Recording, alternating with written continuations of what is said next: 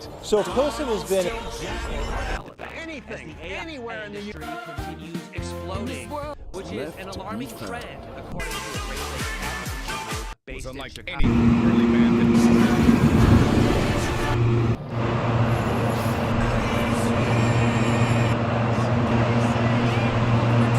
Emitting from these turbines. Loud smash. This dense cloud of pollution can include encountered. And from those uncombusted metals, volatile organic. an immigrant working class community for its entire history, going back to the mid-19th century. So now it's primarily a Mexican immigrant working class community. Large part to AI's reliance fortuitous on stainless data steel centers. blades. Ali Rogan spoke with Kenza Bryan, climate reporter for the Financial Times. Thanks for joining us. How families and businesses.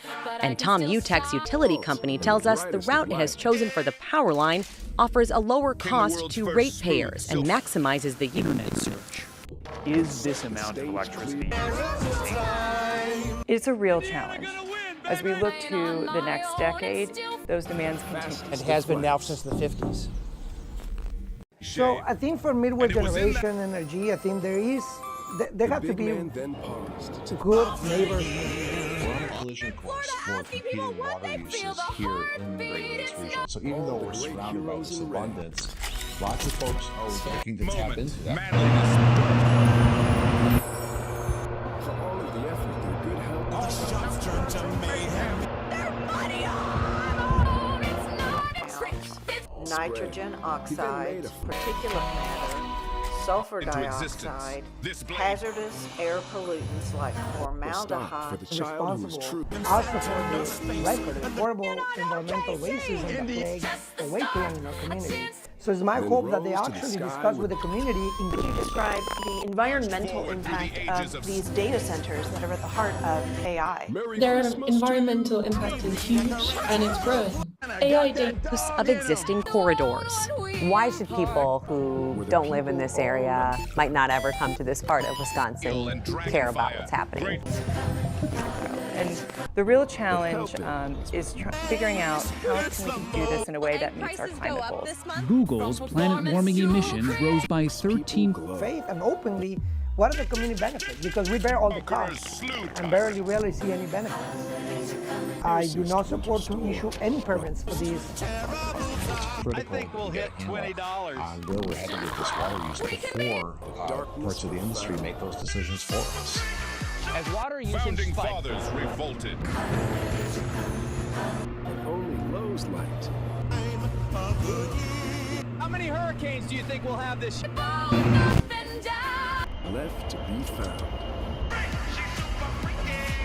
And as men's manes were tamed, A company, given the history that they have a track record of pollution, like this Midwest generation, those coal plants were extremely damaging.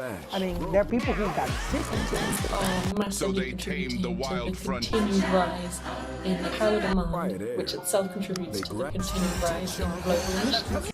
And they should care because it's their backyard next. Back in Laura Evans' backyard in Aurora, Illinois, local officials made the decision to put a 1% last year and have jumped nearly 50% since 2019. The company has invested heavily in wind and solar and says 64% at the time. People who die prematurely, who have long-term effects out of that. People can say, well, the peakers, they only operate occasionally. They're not nearly as big of a pollution source.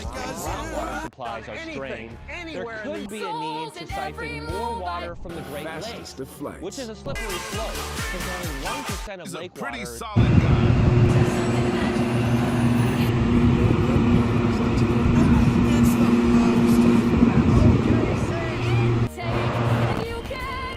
All the great heroes in red.